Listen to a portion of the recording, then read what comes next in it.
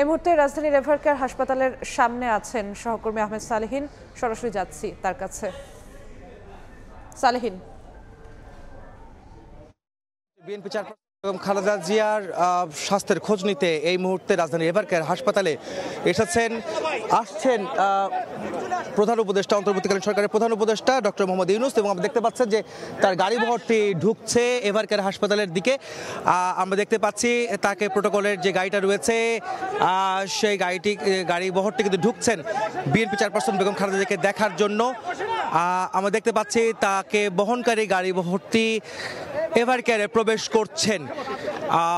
আপনারা জানেন যে বিএনপি চেয়ারপারসন বেগম খালেদা জিয়া গত 23 নভেম্বর শারীরিক অবস্থা তার অবনতি হলে তিনি এভারকেয়ার হাসপাতালে ভর্তি হয়েছিলেন, এবং আজকে অন্তর্বর্তীকালীন সরকারের প্রধান উপদেষ্টা ডক্টর মোহাম্মদ ইউনূস তিনি এইমাত্র প্রবেশ করলেন রাজধানীর এভারকেয়ার হাসপাতালের ভেতরে।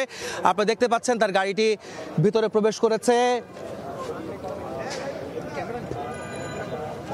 আমরা দেখতে পাচ্ছি তার গাড়ি বহরটির ভিতরে প্রবেশ করলো। এখানে কিন্তু বেশ নিরাপত্তা জোরদার করা হচ্ছিল কিছুক্ষণ আগে থেকেই, এবং অনেকটাই না জানার মতো অবস্থায় ছিল যে গণমাধ্যম কর্মী হিসেবে আমরা খোঁজ খবর রাখছিলাম তিনি কখন নাগাদ আসবেন কিনা নিশ্চিত হয়েছে, এবং একই পর্যায়ে তিনি ইতিমধ্যে প্রবেশ করেছেন সেটি কিন্তু আমরা দেখতে পেলাম। বিএনপি চেয়ারপারসন বেগম খালেদা জিয়াকে দুদিন আগে আপনারা জানেন যে রাষ্ট্রের অতি গুরুত্বপূর্ণ ব্যক্তি হিসেবে ঘোষণা করেছে বাংলাদেশ সরকার। সেই কারণে তার নিরাপত্তায় এসএসএফ নিয়োজিত করা হয়েছে, একই সঙ্গে পিজিআর তার সঙ্গে রয়েছে। কিন্তু আজকে আমরা দেখেছি নতুন করে নিরাপত্তা ব্যবস্থা বাড়ানো হয়েছে, যেই সঙ্গে পুলিশ তো আগের থেকেই ছিল, সঙ্গে বিজিবি যোগ দিয়েছে, এবং এপিবিএন তারাও কিন্তু আজকে যোগ দিয়েছে আজকের এই এখানকার এভারকেয়ার হাসপাতালের সামনে নিরাপত্তা জোরদারে তারা কিন্তু যুক্ত হয়েছে, আমরা কিন্তু দেখতে পেয়েছি। আর কিছুক্ষণ আগের থেকে এখানে বাড়ছিল এই নিরাপত্তা ব্যবস্থা, যেখানে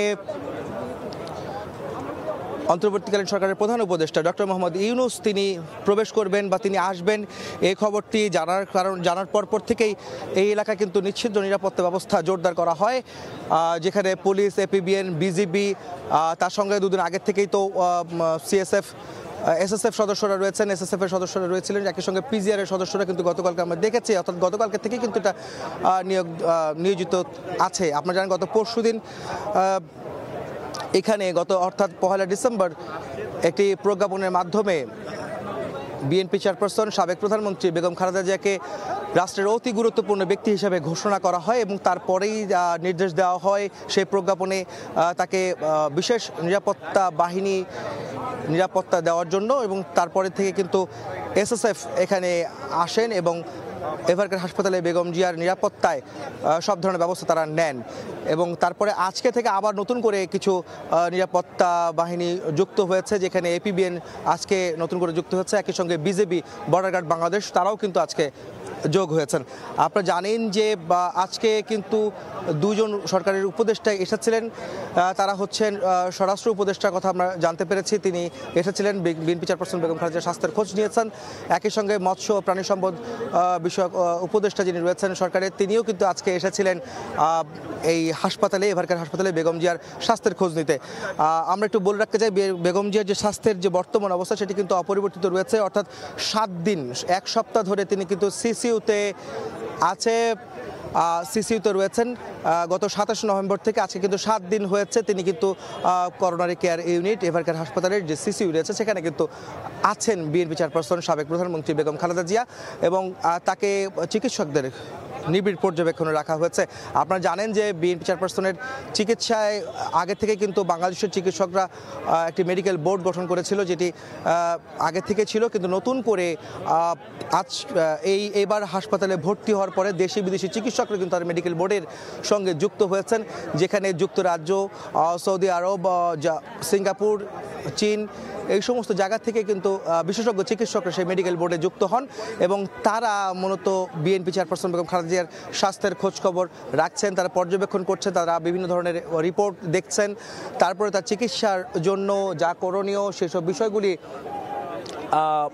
তারা ব্যবস্থা নিচ্ছেন, পরবর্তী কি হবে, এখন কি হবে, বর্তমানে কি হবে, ভবিষ্যতে কি হবে, সব বিষয়গুলো কিন্তু তারা কিন্তু দেখছেন। আপনারা জানেন যে গত পরশুদিন একটি চীন থেকে একটি মেডিকেল টিম এসেছে, অ্যাডভান্স মেডিকেল টিম, যারা বেগম জিয়াকে দেখেছেন, তার স্বাস্থ্যের খোঁজখবর নিয়ে তার স্বাস্থ্যের অবস্থা পর্যালোচনা করেছেন এবং তারা তার রিপোর্টের ভিত্তিতে আজকে রাতে কিন্তু চীনের আরেকটি মূল মেডিকেল টিমটি আসার কথা রয়েছে। আমরা জানতে পেরেছি রাত 9টা নাগাদ তারা আসতে পারেন, সেটা আমরা জানতে পেরেছি। তবে আজকে সকালে কিন্তু এসেছেন যুক্তরাজ্যের বিশেষজ্ঞ একজন চিকিৎসক রিচার্ড বিলি, যিনি আজকে সকাল 10:30টায় এভারকেয়ার হাসপাতালে এসে বেগম জিয়াকে দেখেছেন এবং দুপুর 1:45 নাগাদ তিনি বেরিয়ে গেছেন এখান থেকে। তিনিও কিন্তু কিছু রাজধানীর এভারকেয়ার হাসপাতালের সামনে থেকে যুক্ত ছিলেন সহকর্মী আহমেদ সালেহীন।